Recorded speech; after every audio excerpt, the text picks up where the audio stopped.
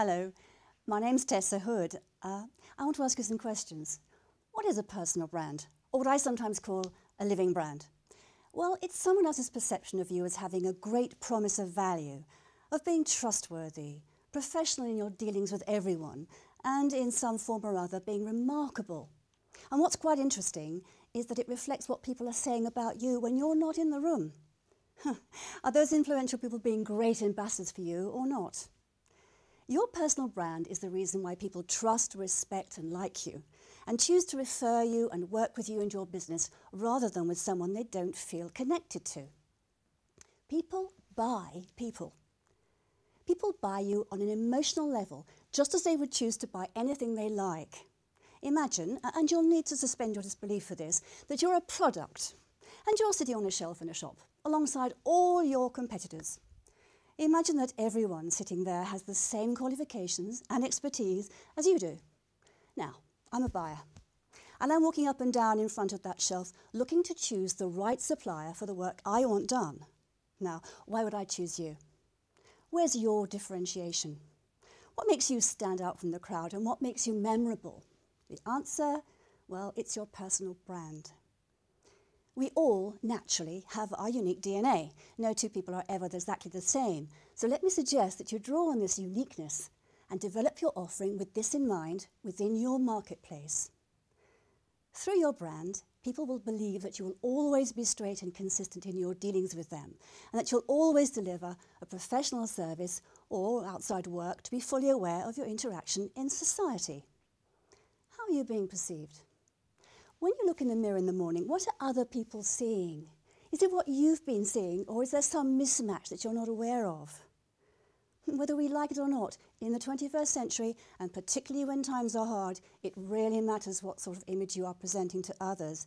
And although you may feel peeved by this, it's still a major part of the way others think and talk about you. The branding process starts inside. What do you stand for? Do you know? And how do others know what you stand for? Are you broadcasting it in the right way?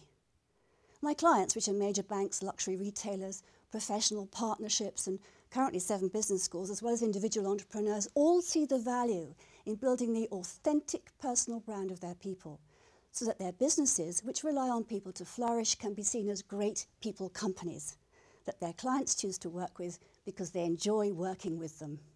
No one enjoys working with people they find difficult. And this differentiation from a people perspective can be paramount in delivering better service and better brand awareness and not leaving huge amounts of potential business on the table. To build an authentic brand takes careful consideration, and it isn't an overnight project, but will continue throughout your lifetime. You'll have to revisit your brand as you move on and see if it is still clearly reflecting what you stand for and how you interact with others. My clients use tools to design, develop and deliver their own unique personal brands, and through these tools they can be constantly checking how they're being perceived and whether they are on track or not. What's important to understand is that when I talk about personal branding, I am talking about total authenticity, and that there is nothing fake or contrived about it in any way. The minute you try to put a false front onto your character or pretend to be able to do something that you can't, you will be found out and your reputation ruined. You must be true to yourself.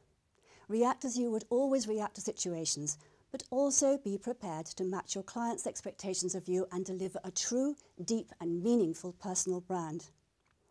So finally, what are the benefits of having a great personal brand? Well, you become more self-aware, and in that awareness you acknowledge that you are distinctive, you stand for something very special. You're relevant, you connect to what someone else considers to be important. You're consistent, because that consistency of behaviour underlines your brand. You're defined, that means you have a business presence that's reliable, professional, discreet and talented. And finally, you're valuable. You have a real-world promise of value. That about says it all, I think.